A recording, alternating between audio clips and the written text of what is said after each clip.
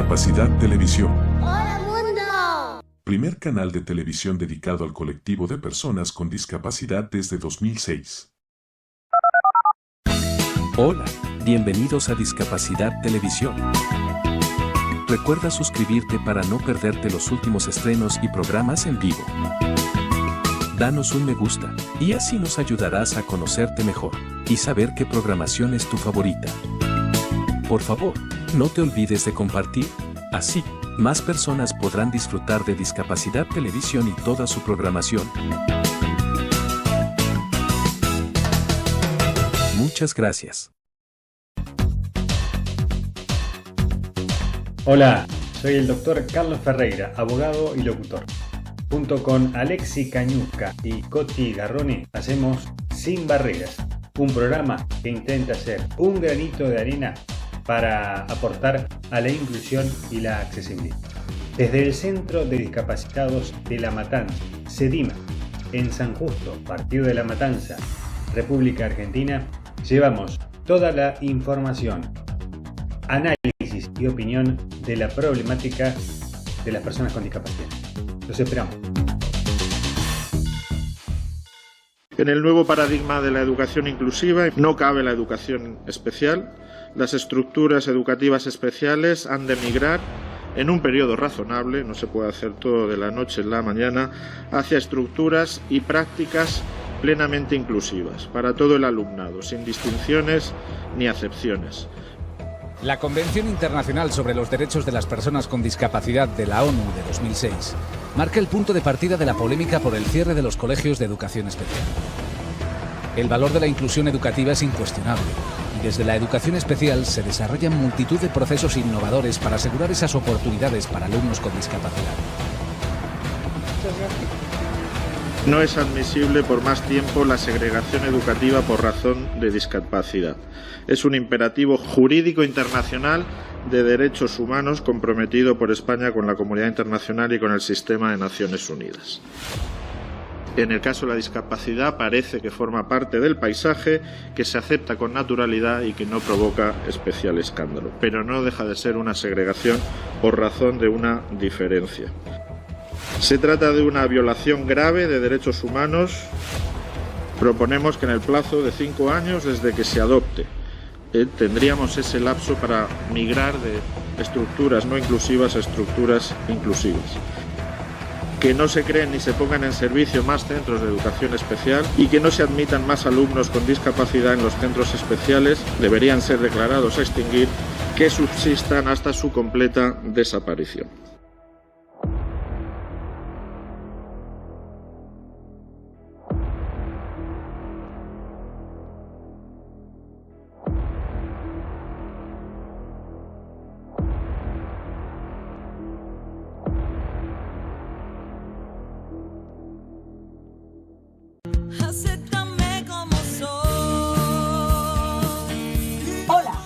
Bienvenidos a Cambiando el Mundo de Personas con Discapacidad.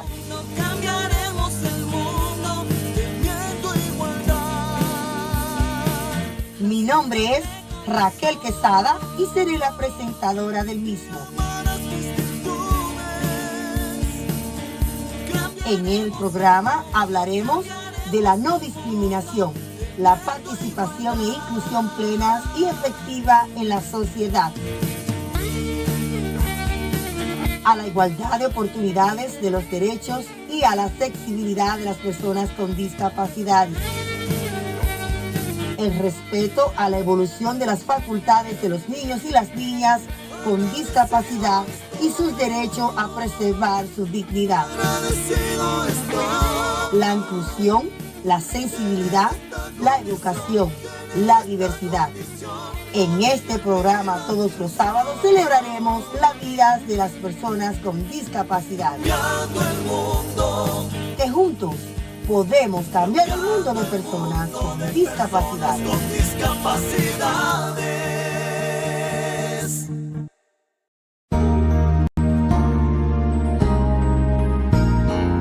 Discapacidad Televisión. ¡Hola mundo!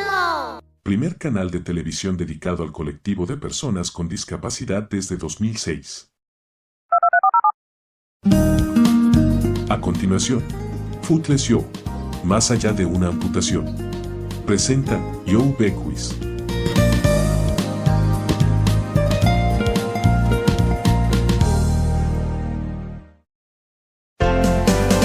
Características de este programa. Audio en inglés, subtítulos en castellano.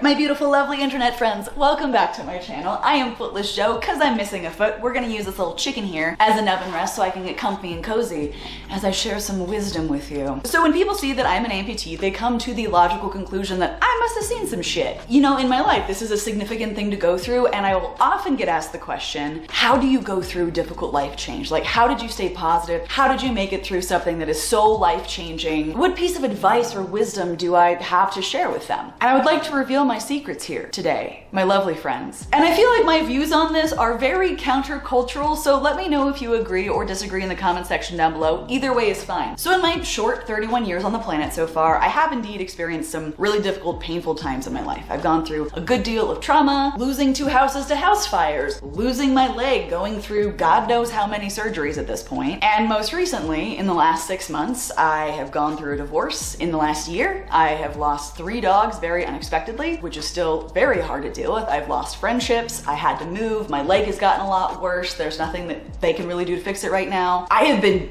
deeply not okay most of this year, and I've been forced to kind of dig deep for what the hell is gonna keep me going on any given day, because it's gotten dark sometimes. And so often when we express to people that we are struggling with a life change, a loss, grief, whatever it might be, the responses are like, you know, just keep going, you've got this, or like, you know, just be grateful for what you still do have. Focus on those things, focus on the positives. My personal arch nemesis, it could be worse. If I could personally burn that phrase at the stake, I would. Other people have it worse, look on the bright side, you know what I'm talking about. And I have found that when I am in the midst of barely holding on, those things don't do anything for me. There has only ever been one thing that has actually helped me, and that is accepting the fact that it is going to suck. It is gonna hurt. It is gonna take everything that you have, and expecting it to be anything other than that causes so much pain and takes so much energy. I come from a background of evangelical Christianity, which is really big into kind of positive thinking and spinning things in a positive direction. I also come from being someone who used to really be into positive thinking and being happy all the time, which was very, very, very toxic for me, and I think a lot of people. And when I started actually bumping into difficult things in life, I felt like I was doing it all wrong, because like other people looked like they were fine when their house burnt down, and I was like sad. I was having a hard time with that. So what was wrong with me? What was broken with me? Why was I struggling, and how do I fix that, right? I'm hurting, that doesn't feel right. How do I make myself happy or better in this moment? I'm gonna use a foot pun here, but I really shot myself in the foot with that way of thinking, because I channeled so much, I don't even want to say self-hatred, but just like self-dislike and shame and judgment onto myself for not being able to go through things in a way that was pretty to other people. And I worked so hard to do it the right way, to make it look right, to feel the right things, whatever those right things were. I remember asking myself in so many situations, you know, what should I feel here, rather than what do I feel here? And this year, as pretty much everything I knew about my life and relied on has been stripped away and changed, I realized quite instinctually that I did not have enough left in me to try to do it the right way, to try to look good through it, to try to force emotion or ask what I should be feeling, because I was so overwhelmed. And after, you know, years of therapy kind of leading me to the point of understanding that it's okay to have emotions, and it's human, and it's normal, and it's okay. I remember I had a phone call one night with a friend, and I was in tears because I had just lost some pretty significant relationships in my life due to kind of, you know, ending the marriage that I had. And I was really afraid that another one of my friends was also gonna decide that they couldn't be a part of my life. And I was telling my friend, that can't happen. I cannot lose anything more. You don't understand, like I can't do it. And he stopped me and he looked at me, you know, because we were over FaceTime, and said, Joe, this is gonna hurt, and it's gonna hurt for a while. And there is so much of this that you cannot control. Don't try. Don't waste your energy. It is going to suck, and there is nothing you can really do to get out of that. And that really stopped me in my tracks, because I'd been working so hard to like go through the whole divorce process the right way, and that kind of pierced through so much of what I was thinking and feeling at the time, and it has been something that I've held on to closely for months. I think on the surface saying it is going to suck, it is going to hurt, doesn't sound like an encouraging statement. Like if I got up on a stage for a motivational speech and was like, hey guys, it's gonna suck. You're welcome. Thank you very much. I probably wouldn't get paid, right? But I think it's one of the truest things that I have come to know about going through really awful things. We don't like pain. We don't like suffering. We don't like discomfort. It is our natural inclination to find a way out of that. And if you're anything like me, it's also your natural inclination to write off emotions that are uncomfortable that you don't like rage or anger, hatred, grief, shame, all of that, or think that you're wrong for having such a hard time. You're not. There are moments and things that happen in our lives that will take everything we have, that will take every piece of coping and dealing with life we've learned up to that point, that will shatter everything we know. And there is no way that that is not gonna rip you apart. I have wasted so much energy in my lifetime trying to force my feelings, myself, or life around me into a certain mold because I feel like that's what it should look like. That's what's acceptable to other people. And I also don't like being in pain, and so I'm working so hard to push that off and to shove things into boxes and make it look good, make it feel okay. And in the moments that I've stopped doing that and just allowed myself to acknowledge the depth of hurt that I am in, the emotional agony of it, and removed judgment from that. Stopped thinking of that as like a bad thing I needed to fix, but rather a consequence of living in the human world that we do, and understanding that it's not always gonna be okay. That some days there really isn't a way to be okay, and that even more than that, that is not required or even the best option. The more I live, the more I am convinced that falling the fuck apart is kind of necessary sometimes. I think the root of a lot of suffering that I have personally experienced has come from trying to be positive and trying to put a bright and shiny spin on things that are awful. Like I've said more than once in this video, I have gone through a handful of very difficult things in my life. And one thing that I have never actually done is allow myself to feel the pain in whatever ways I could and fall the fuck apart. And I've realized over time how detrimental that has been to me, because I have used so much emotional and physical resources to try to like keep it together, because we're supposed to keep it together, right? Are we really? Over the past 6 months, I just want to come out and like say that I really have not handled things well. I have never intentionally hurt someone. I have not shot myself in the foot. Did I already use that pun in this video? I think I did. I've not shot myself in the foot financially. I have fulfilled necessary obligations. Outside of that, I've kind of been a trash person in that I have been unreliable as hard as I've tried to be reliable, because I just can't. Like, I have been doing the bare minimum to exist, and I have had moments where I have completely fallen apart because I just couldn't do it anymore. And you know what? Those moments have allowed me to actually start to move forward. Like, as a for instance, I am dealing with a lot of reduced mobility right now. Getting around has become exponentially more painful and difficult in the last like month or so due to issues that are going on with my leg. If I do the thing that I always used to do and go, you know what? It's frustrating, yes, but it's gonna be fine. I'm gonna be fine. I don't need to be upset about this because I can still do some things, so on and so forth. Instead of, wow, that sucks. This sucks. It hurts. I am genuinely upset about that. I feel powerless and angry, and it hurts, like emotionally and mentally and especially physically. And just acknowledge the fact that I am hurting over that I am not super okay about that. Not only does that allow me to actually process that emotion and move through it, but also I spent so much energy, again, before trying to like sculpt and mold what I was feeling, and that's just entirely unnecessary. Feel what you're gonna feel. Sometimes it's not good, and that's okay. And if I come to peace with the fact that that is just how life is sometimes, God, I do so much better. I feel human. And it has been a huge breath of fresh air to allow myself to feel the pain and realize that it is natural and normal, and I cannot fix it. It's just gonna hurt until it doesn't. I'll take steps to work through it, to make sure that I am in a healthy place, you know, mentally, emotionally, physically, all of that. Even as I am in the midst of falling apart, I'm realizing that I'm actually starting to feel connected to who I am again. And I feel like it's worth mentioning, of course, this ebbs and flows. I feel like this is something I'll always kind of struggle with, the like, what should I feel versus just feeling things versus letting them hurt when they're hurting. I also think it's very much worth noting that when I say like, it's gonna suck, it's gonna hurt, contained within that is also the fact that you're probably gonna need support in those moments. So please seek that, please find that. I certainly have needed quite a bit of help and support in the last few months, which I have actually started learning how to really reach out for and doing it. I really wish someone would have told me years ago, and maybe they did, they probably did and I just didn't hear them, that when your life breaks or you break or you lose something dear to you, don't try to make it not hurt. Just accept the reality that it is going to rip your heart open and there will be a way to sew that back up. You will not always feel this way, I promise you. But in the moments that it hurts and sucks, just let it be. Accept yourself, you're human. It's okay, you're okay. And that's something I still remind myself of quite often, because I feel like it kind of goes against a lot of the messages we get in culture. So there's your super motivational piece of advice today. It is going to suck. I kind of want to put that on a t-shirt, but that would probably not be good for a variety of reasons. If you made it this far in the video or honestly watched any part of it, thank you.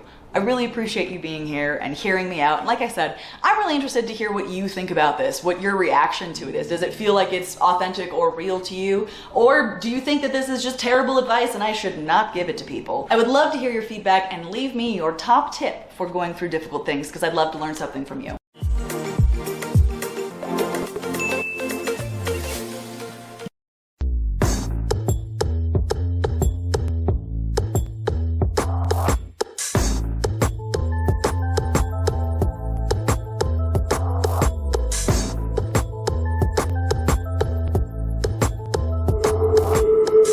That opening segment just so I could feel cool, because I mean, frankly, anything looks cool if you clip out the good parts then put cool music to it. Yes, I absolutely did. So this is a video that I have been simultaneously really anxious and ridiculously excited to share with you guys for quite a while. And something that I've mentioned in passing before, but I've never really done a video on, is the fact that I do jujitsu without a leg and without a prosthetic on. There are precisely two reasons why I'm making this video. Primarily, I am just so thrilled to be able to share this part of my life with you, because it is a part that is such pure joy and freedom for me, which we'll get into a little while later. But secondly, I really wanted to spread kind of the awareness of the sport. Anybody in my audience listening, anyone who's ever considered it, regardless if you're able-bodied or not, this is a sport that just about anybody can participate in, and what it has done for my life, for my brain, for my mental health, for my body too, is something I will forever be grateful for. Okay, so a few years ago, I walked into a boxing gym in a really bad part of town in Colorado Springs to join a friend for a free class they were offering, and from the moment I walked in those doors, it was home. Now, this is actually before I lost my leg, and I trained in MMA,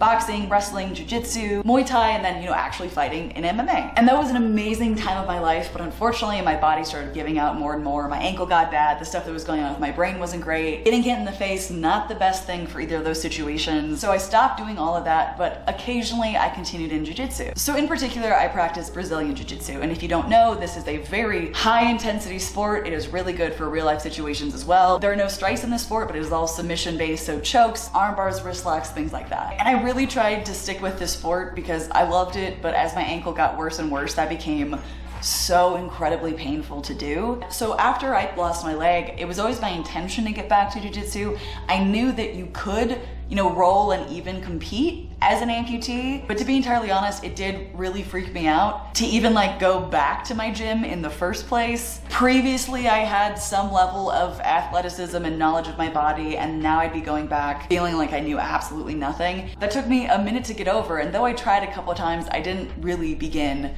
to dive back into the sport until a couple months ago. Towards the beginning of the summer, I realized that I needed something to do to get my brain off of everything that I was feeling to distract me, and so I committed, gosh darn it, like it or not, I was going to go back at least 3 days a week. And now, months later, I really feel like I'm starting to get a grasp on my body in a fight without a leg. So here is the coolest thing about jiu-jitsu. I know I'm absolutely nerding out about this, but it just excites me so much. This might sound cliche, but it's not about what you have, it's about what you do with what you do have. I am an amputee, meaning that there are a lot of moves that I can't do or have to be significantly modified. So someone might look at me and think, That's a big disadvantage in the sport, right? Not necessarily. As I've worked with my coaches and continue to learn about my body, I realized really quickly that it's a disadvantage, definitely in some ways, but it is absolutely an advantage in other ways. There are certain passes and moves that we've come up with that would not be possible if you had another foot on the end of this little nubbin. And oh my God, it feels so incredible and empowering to be like, I am now gonna use this as a strength against you to a consenting and willing rolling partner. So in just a bit, we're gonna head to open mat, you're gonna watch me roll with some people, kind of see how I do it, and then we're gonna be heading up to Denver to meet my buddy Stevie. You may have seen him in some of my recent shorts, but he is a left below the knee amputee and actually competes in it, and I'm gonna train with him for the first time, which I'm so excited about. But first, before we properly dive in, a quick word from our sponsor. A big thank you today to our sponsor, Cometeer. This is a completely new format of coffee that I've never tried before prior to Cometeer, but oh goodness, it is delicious. Their coffee is flash frozen to lock in freshness. Cometeer ships monthly boxes that are delivered straight to your door, filled with delicious coffee creations, tailored, of course, to your flavor preferences. It's super easy to make them. All you need to do is keep the capsules in your freezer and simply melt into the beverage of your choice, hot or cold. Even though it's now fall time, Colorado decided to have a warm day, so I went with iced coffee. I love how convenient it is. You can make any coffee style really easily with no mess and great flavor. Today was my first time trying their mocha java flavor. Undertones of dark chocolate and cherry. Don't mind if I do.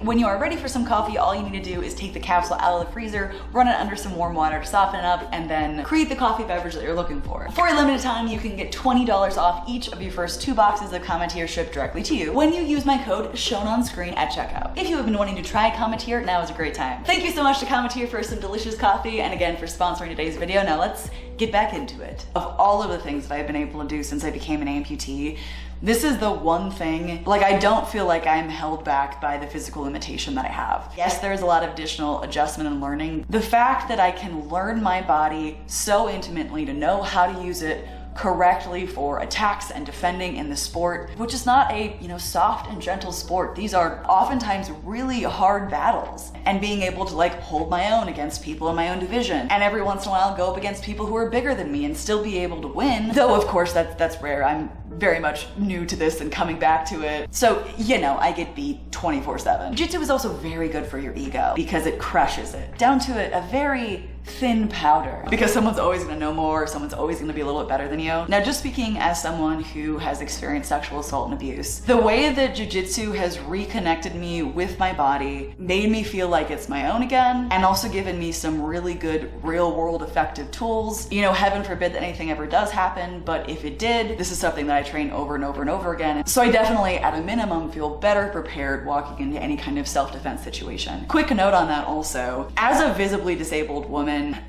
the rate at which you are at risk for being attacked or assaulted is quite high compared to national averages. Like we're just targeted more, and having a history in that anyways, that has always made me a little bit uncomfortable, a little concerned. And so continuing to train in a combat sport where you're not training a single move the same way every time, but it is dynamic and based on what someone else is doing and how they're coming at you and being able to respond to that, definitely provides a little bit of comfort. Now, I always want to add the caveat here that no matter what you train, no matter what you practice, martial arts or self-defense, it is a scary world out there. And so when I say that I feel better prepared in any situation, I'm also aware of the fact that I am still a fairly small woman. There are a ton of variables, so I think it's all about increasing your chances of being able to get out of some kind of bad situation someone else has put you in. Enough chit chat, let's go to the gym from a few hours ago. I want to show you my time in open mat, how I roll, what that looks like. Navigating the gym and the mats without a leg, is this just an excuse so I can show you more jiu-jitsu footage? Yeah, it absolutely is. Let's do it. When I show up on the mats, the first thing I'm gonna do is remove my prosthetic leg. Oftentimes people ask me if I train with it on, and honestly, I can't.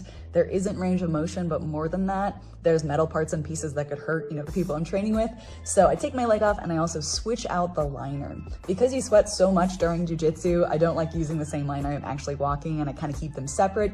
So I put on the second one and then I am ready to go. So first of all, I started with some drilling. This is just kind of going over technique slowly when someone isn't actually trying to fight back too hard so you can get the motion down. I was working on starting and then going to someone's back, getting an arm bar from there and kind of rolling off. This is something I can do actually pretty quickly. I'm not even sure if my leg being out of the way helps. I just know that this transition works well for me. So we were working on this over and over and over again before actually doing some live rolling. Live rolling in jiu-jitsu is when you are actually just going for it. It's a match. You are trying to choke the other person out, avoid getting armbarred, find a wrist lock, whatever it might be. And this is me training with my friend Vinci. He is a black belt and is amazing. He's a great partner because, you know, he'll give me some resistance, but also lets me work on stuff. So I've been working on some of these passes where I can get around people quickly because I don't have a leg in the way. This is one of my favorite rolls. It's so fun. Also, you might see me wearing different outfits. One is called gi, where you're kind of wearing the big pajamas, and the other is no gi. In gi, you can use the other person's clothes against them. You can choke someone out with their collar, things like that. But honestly, I would much rather do no gi. In this one, you can't, you know, grab onto other people's clothing. It's a much faster game. It feels a lot more agile and speedy, and I honestly just absolutely love that. So while I do train gi, because it's a good idea to, no gi will always have my whole heart. After about an hour and a half of working with training partners to drill and roll,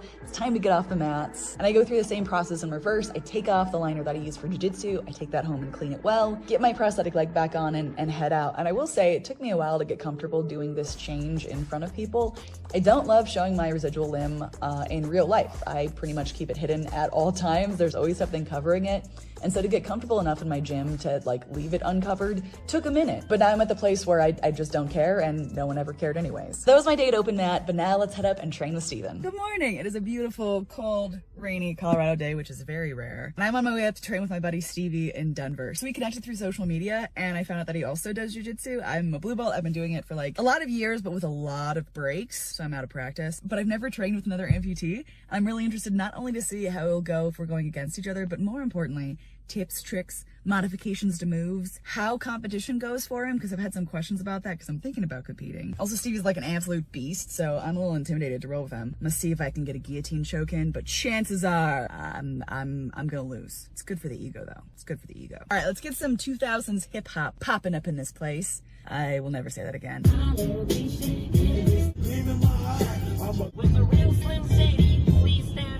Drop it like it's hot. Drop it like it's hot. So I got up here safely, we did an hour-long class, and then for the fun part, live rolling. I want to make something very clear here. I'm showing you a few clips out of like 25 minutes of video, and they're the clips when I look like I'm holding my own. Just to be clear, I wasn't. Stevie is a fantastic competitor, a very strong person. His pressure and passing and submissions are absolutely amazing. So yeah, he ankle locked me like 7 times. I'm pretty sure he got an armbar and a choke. I did get one lucky guillotine, but that was it. And then I got to sit down and talk with him about his experience of jiu-jitsu. I do want to say real quick that the audio when we were in the gym was not great as there are other people around, so I have put captions on screen that should help with the understanding. Okay, so I've been up training in Denver with my buddy Stevie. Check out his Instagram handle on the screen somewhere right now. But we have something in common. Both ridiculously good looking, fantastic humans, very talented, also missing legs. I've been training jiu-jitsu for 3 years now. Just under 2 years now. And you started after you lost your leg? I did start. I started about 6.5, 7 months after amputation. Came in, tried it out, and after the first class, I fell in love with it. Yeah. So something that I really care about making this video is I believe jiu-jitsu is a killer sport for anybody, but also especially if you are dealing with line loss or some other kind of disability, it can be modified for your body. Yep. Like we both train with 2-leggers all the time.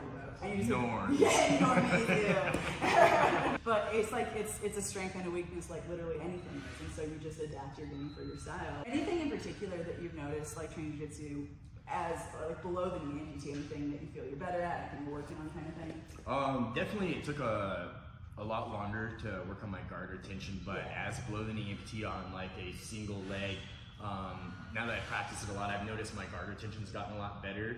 Yeah, that makes sense. It's easier to slip it in and stuff like that. I mean, obviously there's a ton of things that I don't do that often, and a lot of my moves are modified, but having a shorter leg definitely can be a benefit, in a lot of ways. And that's another thing they always say is jiu-jitsu is for everyone, and that is so true, because you can modify it to not even if you're have a permanent disability, but you're dealing with injuries, you can work around it and figure out something that works for you, which is pretty rad. I love that about it, that it's not like a martial art that you just absolutely destroy your body in 2 years. You had a good 2 years, but then you messed up. Like jiu-jitsu, I know people who are training, they're 65. You're competing without a leg in jiu-jitsu. You have to start standing up. Yep. You get grip on the other person? Is that how that works? Yes, like you get to choose the grip you want, and they have to do it evenly, you know? So cross collar, you get cross collar. Yep. Okay, wrist grip. This has been great. Thank you for having me up here. That was an absolute riot. I was absolutely destroyed. Well done, Stevie. You won this one. Thank you so much for joining me to hear a little bit more about jiu-jitsu, a sport that just lights my little soul on fire. Like I said, I think it's an incredible sport for anybody to check out, look into. A huge thank you again to our sponsor for sponsoring today's video. A big thank you to all my patrons over on Patreon for making this channel possible, and most importantly to you watching this video right now. Thank you so much for spending a few minutes out of your day here with me today, hearing me be a happy little nerd about something that I like. You could be anywhere else in the world doing anything else, and you chose to hang out with me for a little bit, and I really appreciate that. I love you guys, I'm thinking about you, and I will see you in the next video. Mwah. Bye guys.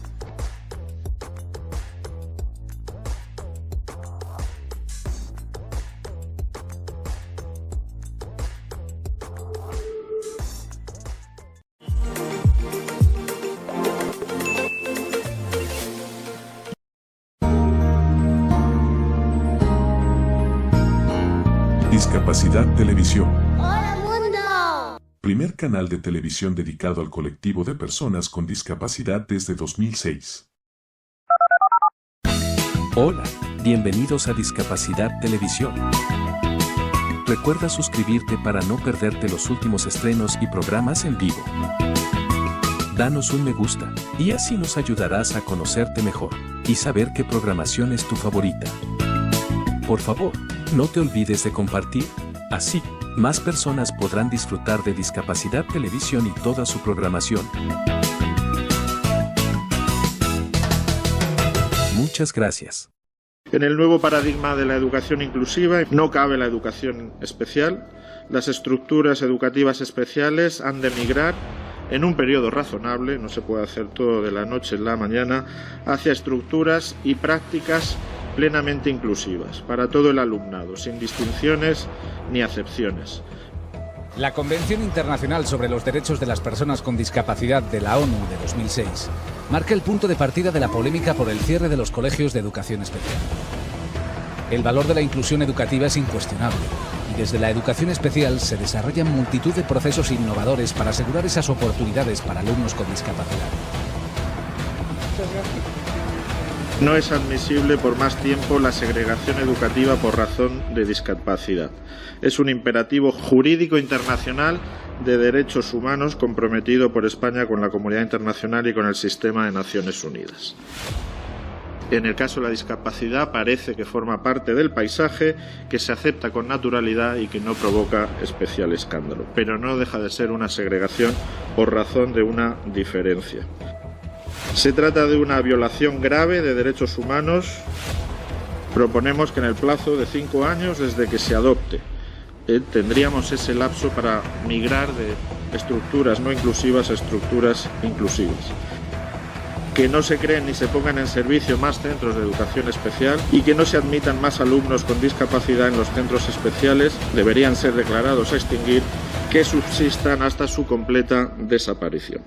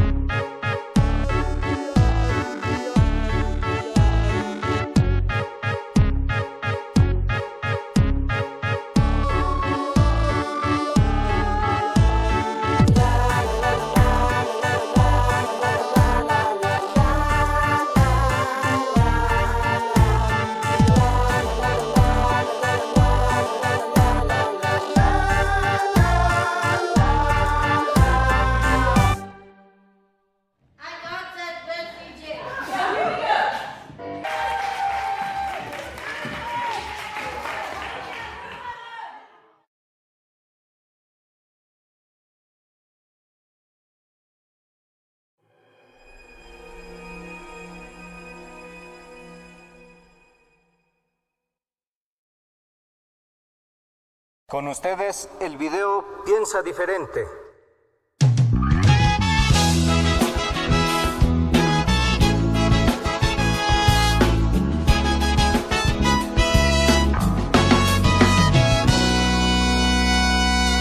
me tratas así? No entiendo. ¿Por qué me miras así? No estoy muerto.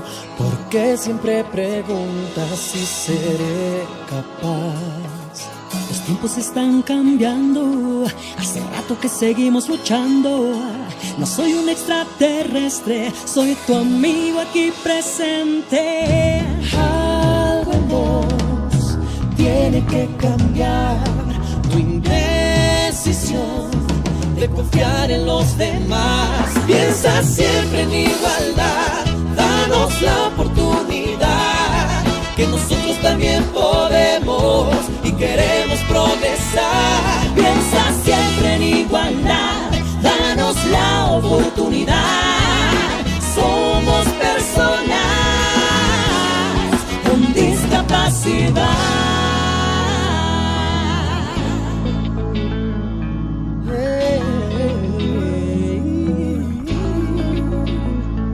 ¿Por qué me tratas así? No entiendo. ¿Por qué me miras así? No estoy muerto. ¿Por qué siempre preguntas si seré capaz? Los tiempos están cambiando. Hace rato seguimos luchando. No soy un extraterrestre, soy tu amigo aquí presente. Algo en vos tiene que cambiar. Tu indecisión de confiar en los demás. Piensa siempre en igualdad. Danos la oportunidad, que nosotros también podemos y queremos progresar. Piensa siempre en igualdad. Danos la oportunidad. Somos personas con discapacidad.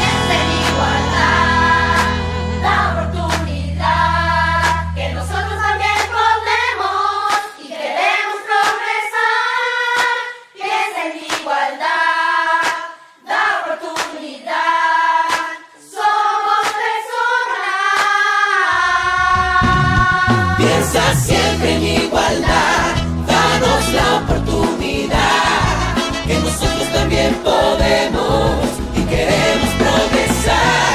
Piensa siempre en igualdad, danos la oportunidad. Somos personas con discapacidad.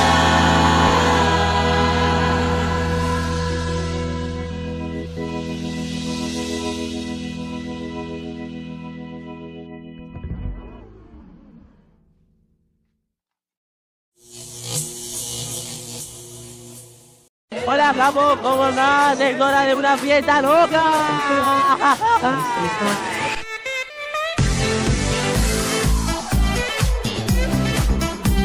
No son fiestitas infantiles, son fiestas, bailes, el boliche, como le dicen ellos, donde cada uno tiene su lugar y su espacio y su momento. Es una fiesta con personas con discapacidad. Y son para bailar, coda. Hace un montón que bailo acá en la fiesta Kiki y me siento muy feliz y de estar acá con todos mis amigos. Mi nombre es Tamara Garzón, soy la creadora de esta maravillosa fiesta, la fiesta Kiki, que es una fiesta para personas con discapacidad, cuyo objetivo es escaparle a la infantilización de la discapacidad y darles a ellos y a ellas la fiesta que se merecen. Esta idea nació en pandemia. Yo tengo una escuela de teatro musical para personas con discapacidad, que surgió también a partir de tener a dos hermanos con síndrome de Down. Empezó en pandemia por Zoom, porque los padres me decían, estoy desesperado, necesito que mis hijos bailen, y a mí se me ocurrió y me dije, les armo un Zoom, y la verdad es que vi que se copaban, pero mal, cada uno se armaba su propio boliche en su casa, incluida yo, y nos hizo muy bien, nos acompañó durante toda la pandemia, y a partir de ese fiestón que se armó en la pandemia, es que también surgió la idea de traerla a la presencialidad cuando se habilitó todo. Soy la mamá de María Josefina, me llamo Viviana. Josefina tiene 22 años y es su espacio, su lugar, su momento. Viene feliz, espera que sea el fin de semana para venir a la fiesta Kiki. No hay muchos lugares como para que uno esté tranquilo de que ellos estén disfrutando.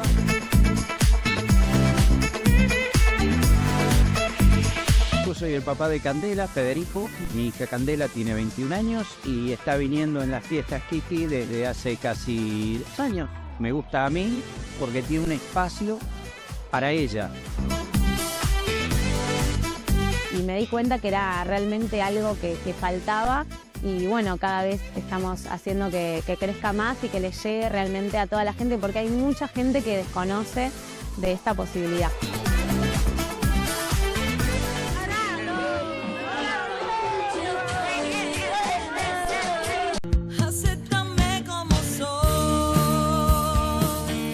Hola, bienvenidos a Cambiando el Mundo de Personas con Discapacidad.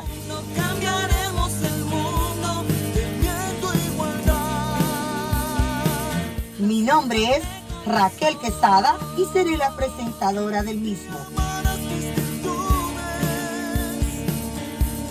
En el programa hablaremos de la no discriminación, la participación e inclusión plenas y efectiva en la sociedad, a la igualdad de oportunidades de los derechos y a la accesibilidad de las personas con discapacidad, el respeto a la evolución de las facultades de los niños y las niñas con discapacidad y sus derechos a preservar su dignidad, la inclusión, la sensibilidad, la educación, la diversidad. En este programa todos los sábados celebraremos la vida de las personas con discapacidad. Que juntos podemos cambiar el mundo de personas con discapacidad.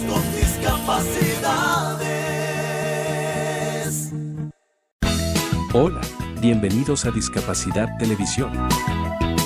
Recuerda suscribirte para no perderte los últimos estrenos y programas en vivo. Danos un me gusta, y así nos ayudarás a conocerte mejor y saber qué programación es tu favorita.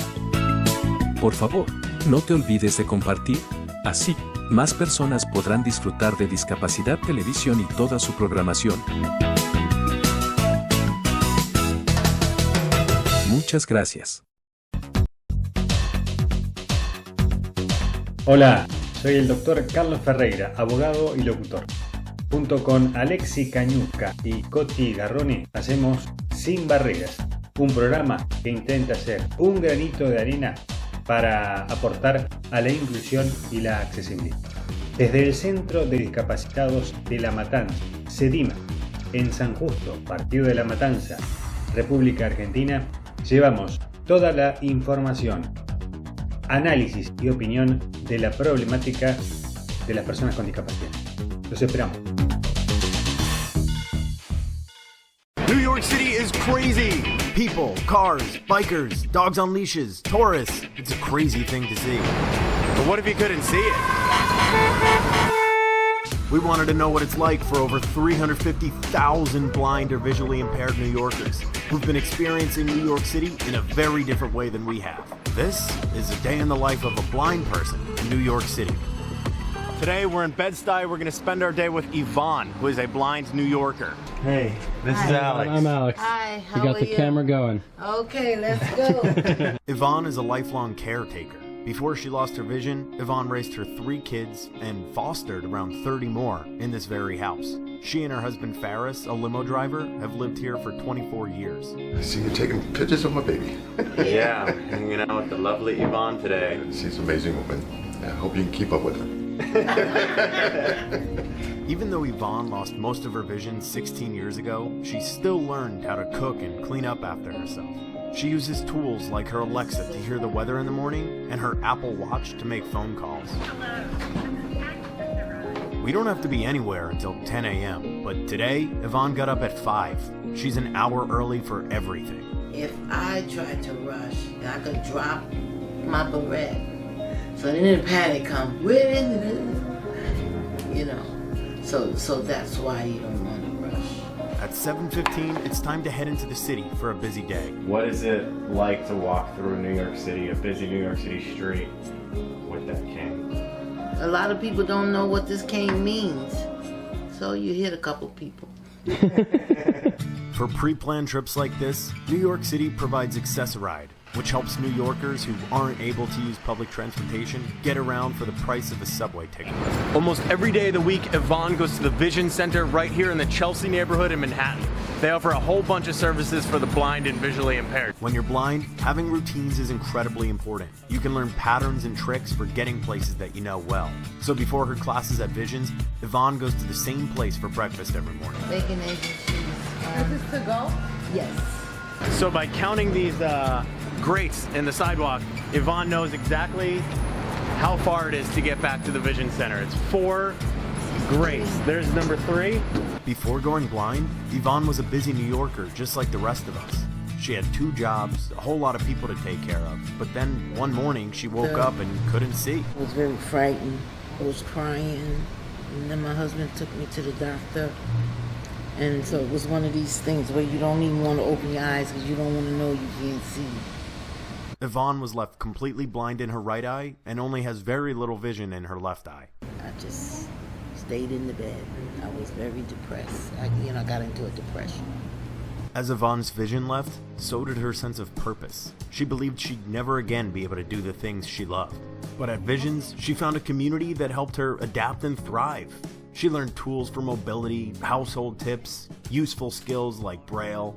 She gets on me because I don't practice enough. And joined a community of hundreds of people experiencing New York without vision.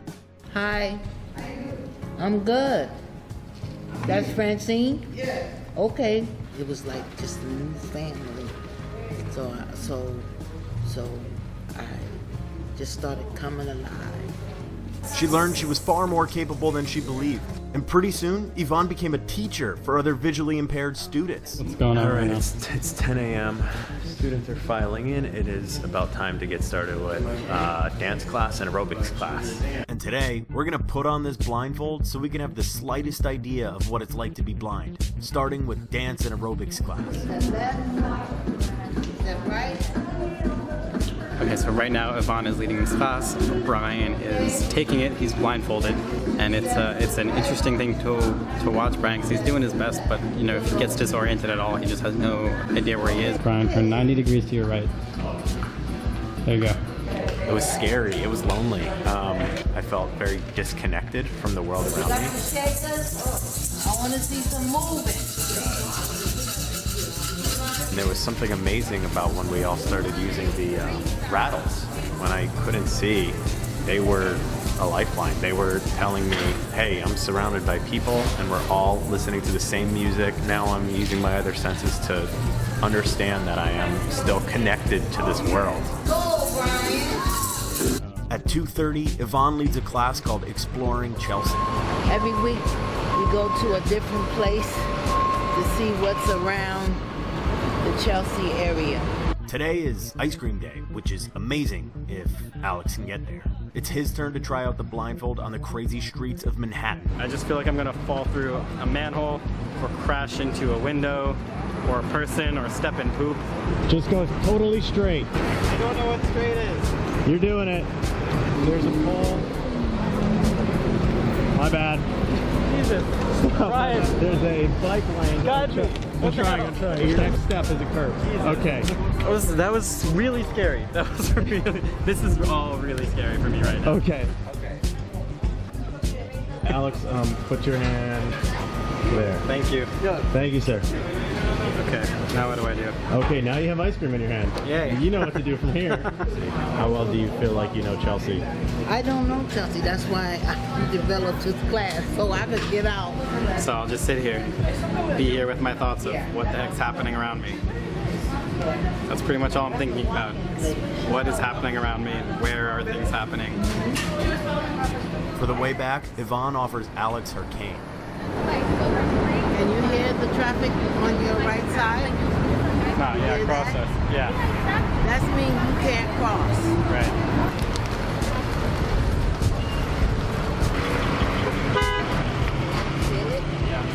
It took me a little bit to say I'm blind because that's not where I wanted to be. I learned by accepting my disability is better.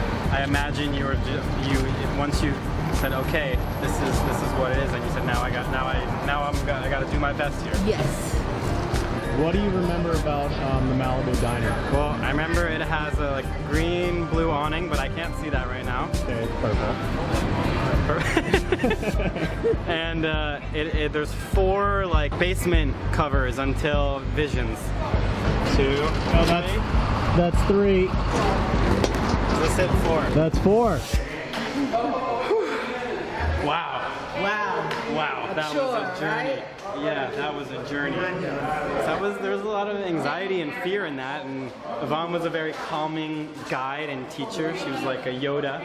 Being blind is really tough, but it hasn't stopped Yvonne and 350,000 other New Yorkers from learning, from living, from taking care of people, from being New Yorkers, just like the rest of us. I don't want no one to hinder me to say that what I cannot do. Yvonne said her biggest thing that this has given her is courage to go out in the world and to face those fears, because when she's out there and she's crossing the street, those fears aren't gone.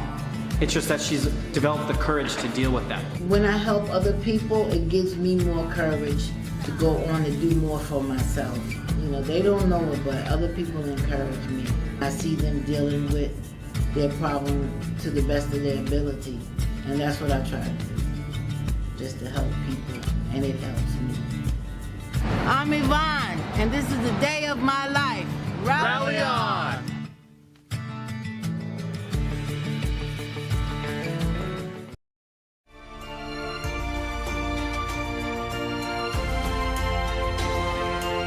Veía como un sueño, como ser un deportista.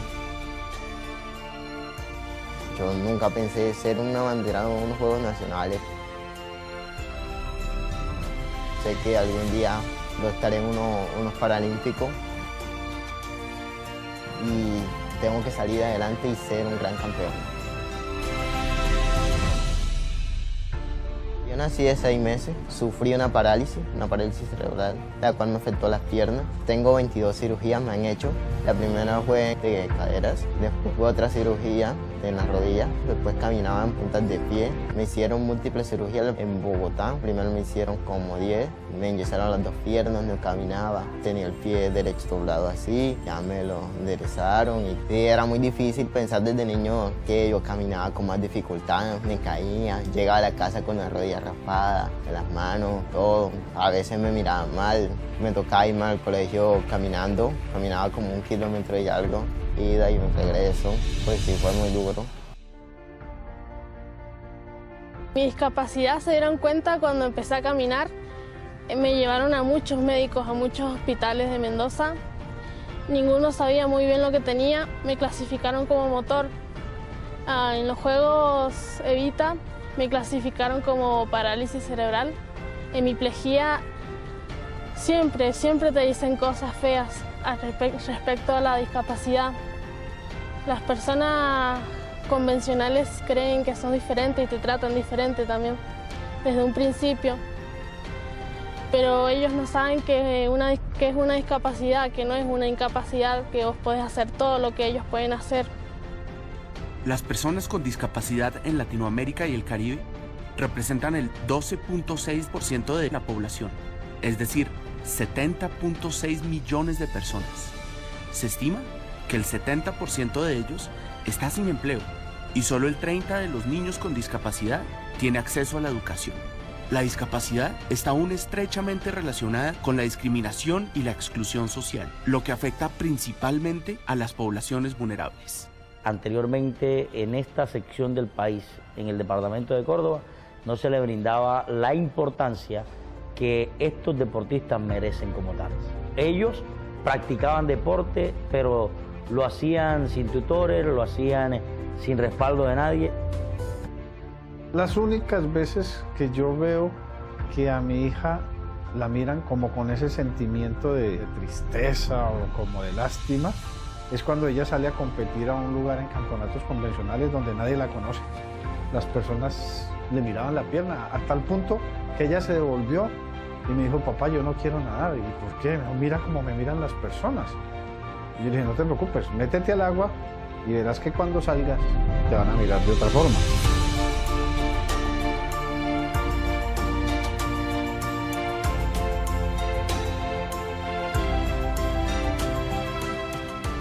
le han dado el valor que hace tiempo no se lo daban por la discapacidad. Hoy día son valorados, son tenidos en cuenta en muchas partes, incluso hasta para la inclusión laboral. Pronto, si usted tenía una limitación, el entorno lo miraba de manera excluyente. Pero estos muchachos deportistas han logrado, a través de su disciplina y de su trabajo y de sus medallas, que entendamos que ellos también hacen parte de la sociedad. Todos los seres humanos, sin excepción, estamos en la capacidad y tenemos los mismos derechos para hacer de nuestros sueños una realidad, para alcanzar nuestras metas y seguir adelante. El deporte te cambia la vida, ayuda mucho, te hace sentir especial, te hace sentir que vales la pena, te hace sentir que vos podés hacer más de lo que te propones, que si vos te pones las pilas y pones una meta, la vas a alcanzar y vas a seguir superándote. El Banco Interamericano de Desarrollo, en alianza con la Agencia Presidencial de Cooperación de Colombia, Coldeportes, el Comité Paralímpico Internacional y su Fundación Ajitos, trabajarán con los ministerios del deporte, las instituciones municipales y clubes deportivos en Colombia, Ecuador, Perú, Nicaragua y El Salvador para facilitar el acceso a las personas con discapacidad a la práctica deportiva. Brasil, que cuenta con avances significativos en el deporte paralímpico, participará en el programa como país mentor. En cada país se capacitarán entrenadores y técnicos, administradores locales y atletas embajadores del deporte paralímpico. Se facilitará y proporcionará acceso a las personas con discapacidad a la práctica deportiva. Se fortalecerán las capacidades técnicas y operativas de los comités paralímpicos nacionales.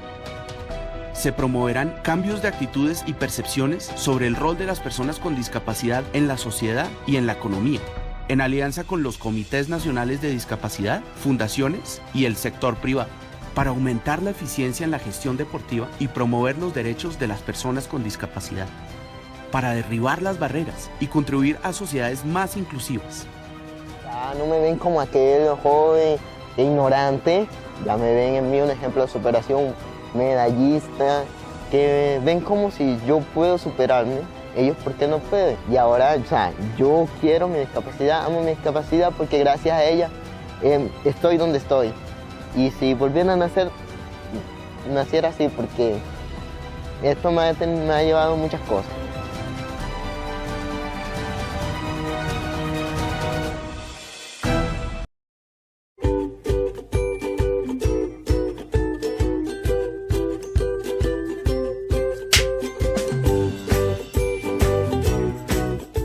Nosaltres atenem a gent molt simpàtica, gent amb caràcter, amb gent amb mal humor, amb gent carinyosa. A mi m'encanta veure notícies. Compartir el meu dia a dia amb la gent que estimo.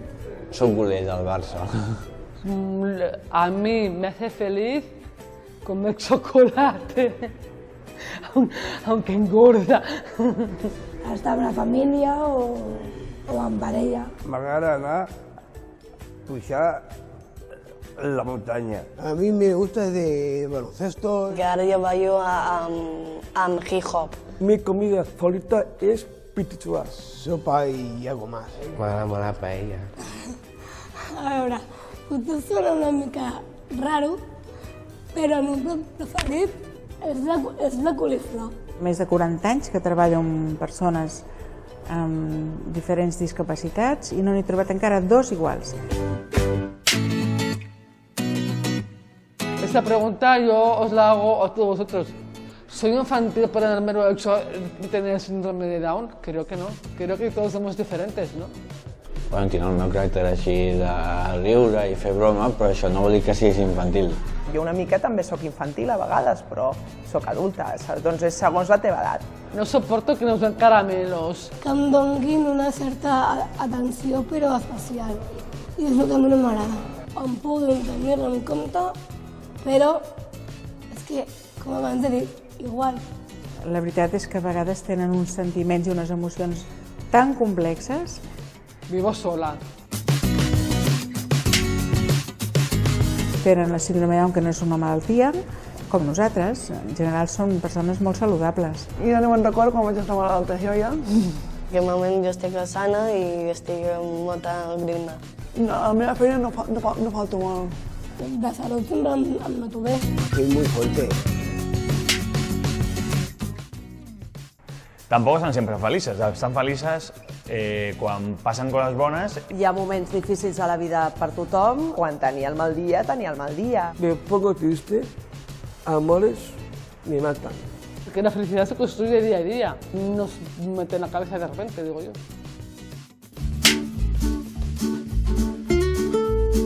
Jo puc prendre les meves decisions. Jo decido per mi el voto. Senyor jutge, jo tinc ganes de votar a tots, als polítics. Puc decidir de tenir una vida igual que la gent que no és com nosaltres.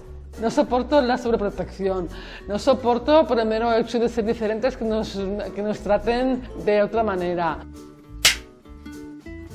Jo treballo a la clínica dental Echevarria ajudant a la doctora a realitzar instruments. A cambrer. Amb l'ajuda d'Aura, amb el suport necessari, poden treballar com qualsevol altra persona. I per això necessitem molts empresaris que tinguin ganes de provar aquesta experiència. Estem segurs que tots en quedarem satisfets. A una empresa que es diu ESPAñOL Comerciales. Yo trabajo a la Fundación Pascual Maragall. De coses de la secretaria. 22 años hace que trabajo. A part de treballar aquí, treballo amb nanos petits a l'escola de música. Y soy el d'esport. Y yo me llevo 25 años. Em sento normal a la feina. Jo treballo a l'Hospital de Bellvitge i em passo molt bé amb les companyes. La feina em fa tenir més ganes de fer coses. Treballo a Starbucks, facial. És un crac. Treballa i a més està molt orgullós de la seva feina i tothom està molt content amb ell. Al treball soc puntual. Soy puntual a la feina. Es profesional, o sea, es como nosotros. Te dedicas igual que cualquier otra persona del departamento, como un trabajador normal y corriente. La porta a sentir-se un més a la societat i orgull de ser vàlid.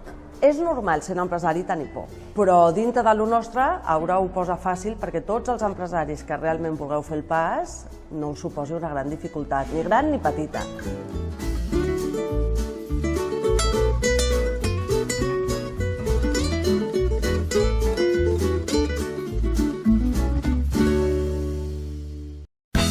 Hola, bienvenidos a Discapacidad Televisión. Recuerda suscribirte para no perderte los últimos estrenos y programas en vivo. Danos un me gusta, y así nos ayudarás a conocerte mejor y saber qué programación es tu favorita. Por favor, no te olvides de compartir, así, más personas podrán disfrutar de Discapacidad Televisión y toda su programación. Muchas gracias.